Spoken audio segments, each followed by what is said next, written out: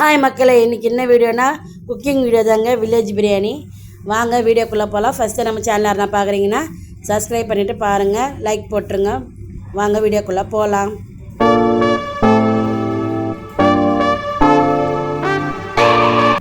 ஒன்றும் இல்லைங்க, இன்றைக்கி பிரியாணிங்க. என் தம்பி தாங்க இன்றைக்கி பிரியாணி செய்ய போகிறாரு. ஃபுல்லாக வீடியோ பாருங்கள். ஃபஸ்ட்டு நம்ம சேனலில் பார்க்குறேங்க, சப்ஸ்கிரைப் பண்ணிவிட்டு பாருங்கள், லைக் போட்டுருங்க. மறக்காமல் திருவிழாவுக்கு போகிறேன்னு சொன்னேன்லங்க, திருவிழாவில் தான் இருக்கும். எங்கள் ரிலேஷன்லாம் ஒன்றா இருக்கோம். நாங்கள், என் தம்பிங்க, என் தங்கச்சி எல்லோரும் ஒன்றா இருக்கோம், ஒன்றா சேர்ந்துருக்கோம். அதனால் இன்றைக்கி பிரியாணி செஞ்சு சாப்பிட போகிறேங்க. அந்த பிரியாணி வீடியோ உங்களுக்கு போடலான்ட்டு வீடியோ எடுத்துருக்கேங்க. பாருங்கள் மறக்காமல். என் தம்பி தாங்க செய்ய போகிறான் பிரியாணி. எல்லாம் ரெடி பண்ணி வச்சுட்டோங்க, என்னென்ன பொருள்ன்ட்டு பாருங்கள். எல்லாம் தேவையான பொருளெல்லாம் ரெடி பண்ணிட்டோம். என் தம்பி தாங்க எல்லாம் ரெடி பண்ணுறாரு. நல்லா செய்வாருங்க. எப்போவுமே அவங்க வீட்டில் சரி, எந்த ஒரு விசேஷமாக இருந்தாலும் என் தம்பி பிரியாணி நல்லா செய்வார். டேஸ்ட்டாகவும் இருக்குங்க. நல்லா ஃபுல்லாக வீடியோ பாருங்கள். எங்கள் தம்பிங்க எல்லோரும் ஒன்றா இருக்கும். இது எங்கள் அக்கா ஊரில் இருக்காங்க. அடுப்பு பற்ற வைக்கிறாங்க பாருங்கள். ஃபுல்லாக வீடியோ ஃபுல்லாக பாருங்கள். ஃபஸ்ட்டு நம்ம சேனலில் பாருங்கள், சப்ஸ்கிரைப் பண்ணிவிடுங்க. மறக்காமல் லைக் போட்டுருங்க. வீடியோ ஃபுல்லாக பாருங்கள். எங்கள் அக்கா ஃபுல்லாக அடுப்பு பற்ற வைக்கிறாங்க. தேவையான பொருளெல்லாம் ரெடி பண்ணி வச்சுக்கிட்டோம்.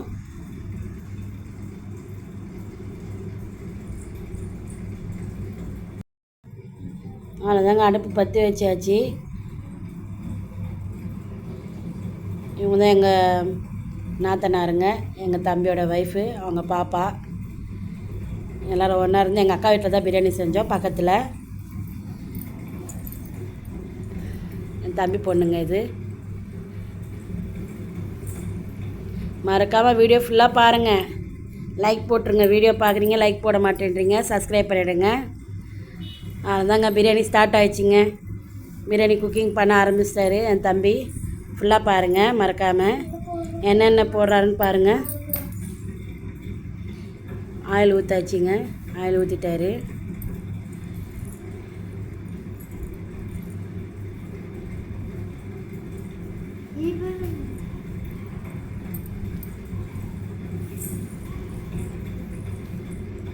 வெங்காயத்தை போட்டாருங்க.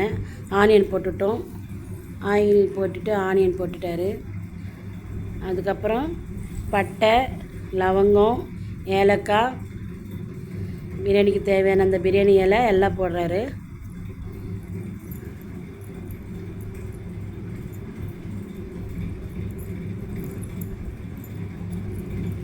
நீங்களும் ட்ரை பண்ணுங்கள், நல்லாயிருக்கும்.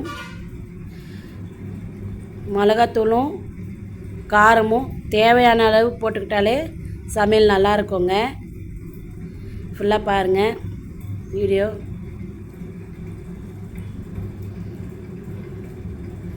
எப்படி இருந்துச்சுன்ட்டு வீடியோ மறக்காமல் எனக்கு கமெண்ட் பண்ணிவிடுங்க, லைக் போட்டுருங்க.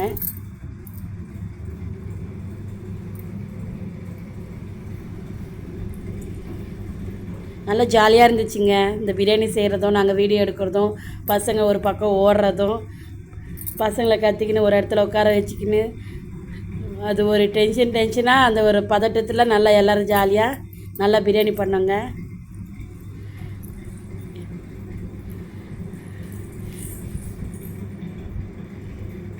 இவங்க என் தங்கச்சிங்க. இவங்க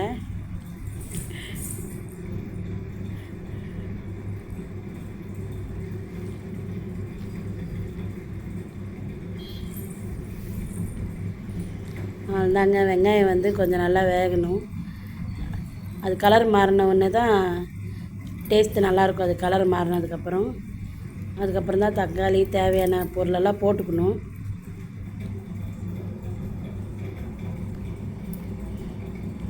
பிரியாணி இலையும் பட்டெல்லாம் போட்டாது. தம்பி நல்லா செய்வாங்க, டேஸ்ட்டாகவும் இருந்துச்சு, நல்லா இருந்துச்சு. எப்படி செய்கிறாருன்னு பாருங்கள். இது எப்படி சொல்கிறதுனா தம் பிரியாணி தான். ஆனால் இது தனியாக ரைஸு வேக வச்சு செய்வார்.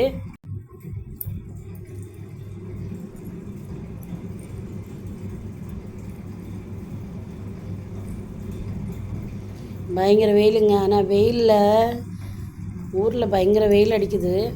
மதியம் டைமில் நைட்டில் செம பனி பெய்யுது. காலையில் தூங்கி இருந்தால் ஐஸ் கட்டி மாதிரி ஜில்லுன்னு இருக்குது. செமையாக குளிருதுங்க. ஆனால் ஊரில் பயங்கரமாக. என்ன ஊரும் சொல்லலைங்க, ஆந்திராங்க.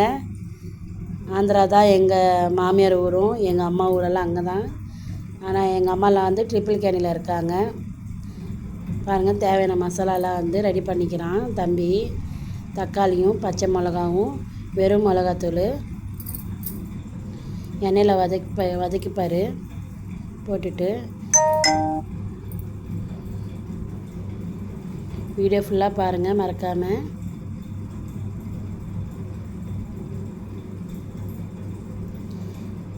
என்னென்ன மசாலா போடுறாரு பார்த்துக்கோங்க. மிளகாத்தூளும் மஞ்சளும் போட்டாருங்க.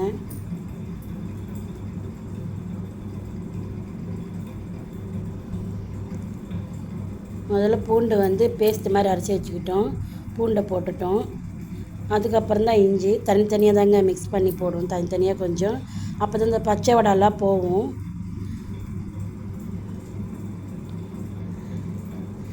பாருங்கள், ஓரளவுக்கு ரெடியாகினே வருது. நல்லா இருந்துச்சுங்க. ஆனால் சாப்பிட்டு பார்த்தா டேஸ்ட்டும் நல்லா இருந்துச்சு.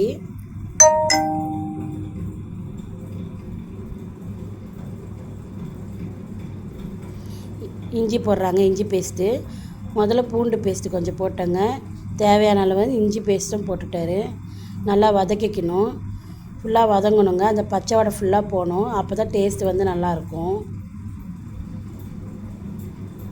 டிஃப்ரெண்ட்டாக இருக்கும். இந்த வாட்டி ஒரு வாட்டி செஞ்சு பாருங்கள். இந்த மாதிரி உப்பும் மிளகாத்தூள் மட்டும் தேவையான அளவு மட்டும் போட்டுக்கிட்டால் போதும். மற்றபடி இந்த டெக்னிக்கில் செஞ்சிங்கன்னா நல்லாயிருக்கும். நல்லா பாருங்கள், தக்காளியும் பச்சை மிளகாலாம் சேர்த்தாச்சு. மிளகாத்தூள். பசங்களாம் ஒரு பக்கம் விளையாடின்னு இருக்காங்க. அதுதாங்க. தயிரும் ஊற்றணுங்க. தயிர் ஊற்றும் போது நான் வீடியோ எடுக்க முடியல, டக்குன்னு. தயிரும் கொஞ்சம் சேர்த்துக்கணும். தயிர் கொஞ்சம் சேர்த்துட்டு தேவையான அளவு கொஞ்சம் லைட்டாக தண்ணி ஊற்றிக்கிட்டால் அந்த அடி பிடிக்காமல் மசாலா நல்லா மேலாட்டும். அந்த எண்ணெய் மிதங்கினதுக்கப்புறம் அதுக்கப்புறம் உப்பு போடணும். தேவையான அளவு கல் உப்பு சேர்த்துக்கோங்க, நல்லாயிருக்கும். இந்த பாருங்கள், தனியாக அந்த எண்ணெய்லாம் தனியாக வந்துச்சு. மசாலா ஒரு சைடு போயிட்டு டேஸ்ட்டும் நல்லாயிருக்கும். தேவையான அளவு உப்பும் மிளகாத்தூளும் போட்டுக்கிட்டிங்கன்னா நல்லா டேஸ்ட்டும் நல்லாயிருக்கும். அடி பிடிச்சிக்காம கொஞ்சம் நல்லா பார்த்துக்கினே இருங்க.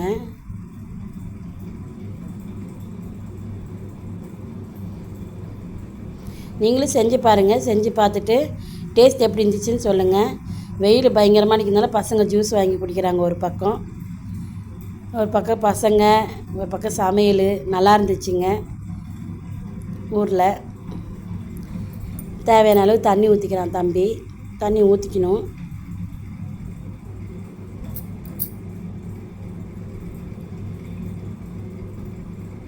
பார்த்திங்களா, மசாலாலாம் ஒரு பக்கம் வந்து எண்ணெய் மிதக்குது. இந்த அளவுக்கு இந்த ஸ்டேஜுக்கு வரணும்.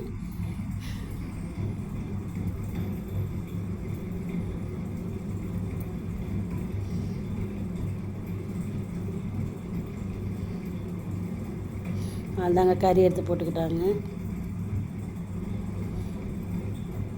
கறி சேர்க்கணும். கறி சேர்த்ததுக்கப்புறம் தேவையான தண்ணி ஊற்றிட்டு, அளவு தண்ணி ஊற்றிட்டு மூடி போட்டு தம்பி வச்சிருவான். ஒரு பக்கம் வந்து சாப்பாட்டுக்கு தண்ணி சூடு பண்ணின்னு இருக்கார் தம்பி. கேஸ் ஸ்டவ்வில் வச்சோம். இது வந்து விறகடுப்பு மாதிரி ரெடி பண்ணி செஞ்சோம். அதனால சீக்கிரமாக வேலை முடிஞ்சிடும்ன்ட்டு கொஞ்சம் கொஞ்சமாக ரெடியாகினே இருக்குது பாருங்கள். அவ்வளோதாங்க. தண்ணி தேவையான அளவு தண்ணி ஊற்றிட்டான். கறியும் போட்டாச்சு.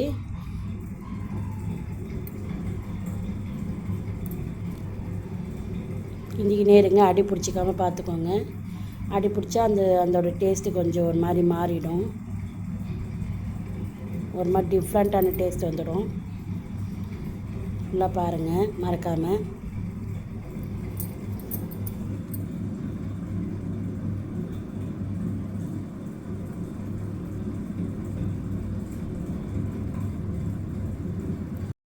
கறி வந்துச்சா இல்லையான்ட்டு நடுவில் செக் பண்ணி பாருங்கள்.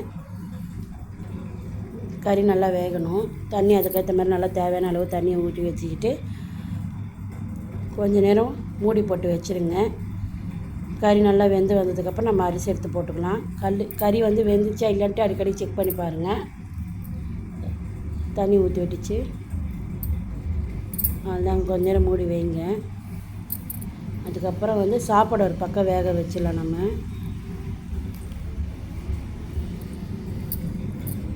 கொத்தமல்லியும் புதினாவும் சேர்த்துக்கணும். அது மறந்துட்டோங்க, அதுக்கப்புறம் தான் ஞாபகம் வந்துச்சு. ஒன்றும் பிரச்சனை இல்லை, அதுக்கப்புறமா போட்டாலும் நல்லா டேஸ்ட்டாக தான் இருக்கும். ஏன்னா கொத்தமல்லி புதினா வந்து அதுதான் டேஸ்ட்டு வந்து கொஞ்சம் டிஃப்ரெண்ட்டான டேஸ்ட்டு கொடுக்கும், நல்லாயிருக்கும். தேவையான அளவு போட்டால் போதுங்க, ரொம்ப போட தேவையில்ல. தேவையான அளவு போடுங்க போதும். உங்களுக்கு இந்த வீடியோ பிடிச்சிருந்தால் லைக் போட்டுருங்க. மறக்காமல் எனக்கு கமெண்ட் பண்ணுங்கள் இந்த வீடியோ எப்படி இருந்துச்சுன்ட்டு. எனக்கு வந்து தொண்டை சரியில்லைங்க, தண்ணி மாறினதுனால கொஞ்சம் தொண்டை கட்டிட்டு இருக்குது. வாய்ஸ் கொஞ்சம் டிஃப்ரெண்ட்டாக இருக்கும்.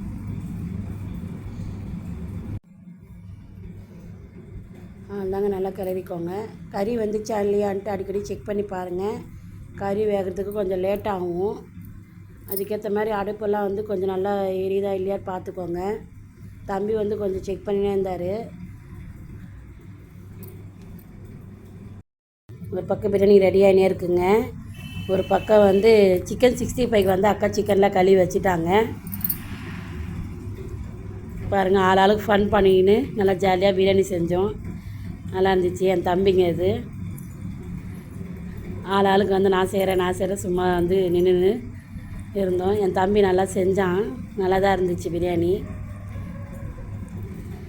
சாப்பாட்டுக்கு வந்து ஒரு பக்கம் வந்து நாங்கள் தண்ணி தான் பாருங்கள் சூடு பண்ணி வச்சுருந்தோம். அரிசியும் அதில் போட்டுட்டார். அரிசி அதில் போட்டுட்டோம். மொத்தமாக லைட்டாக குக்கிங் ஆகணுங்க, லைட்டாக வந்து வேகணும் அரிசி, ரொம்ப வேக வச்சிடாதீங்க. அதுக்கப்புறம் நம்ம அந்த மசாலாவில் வந்து நம்ம சாப்பாடை போட்டுருவோம்.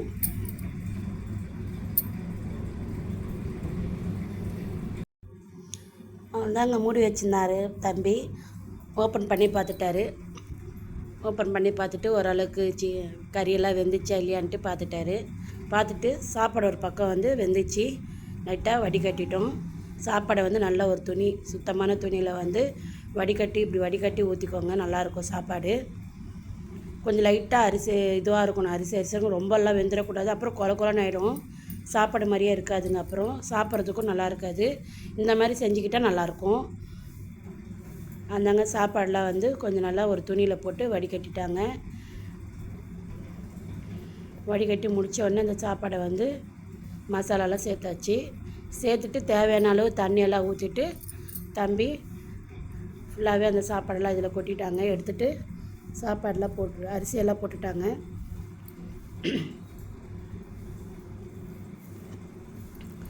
நல்லா வந்து கறிக்குள்ளே அரிசியெல்லாம் போகிற மாதிரி கொஞ்சம் நல்லா வந்து நல்லா கொஞ்சம் கவர் பண்ணிவிடுங்க. பண்ணிவிட்டு தண்ணி தேவையான அளவு தண்ணி ஊற்றிட்டு மூடி வச்சுட்டாங்கன்னா அவ்வளோதாங்க.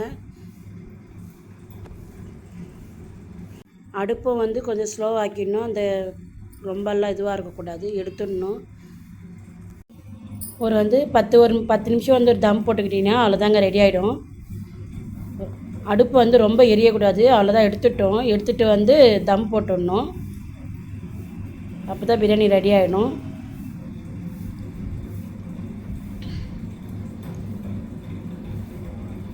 அந்தாங்க 10 நிமிஷம் கழித்து ஓப்பன் பண்ணி பார்த்தாச்சு, ரெடி ஆகிடுச்சு.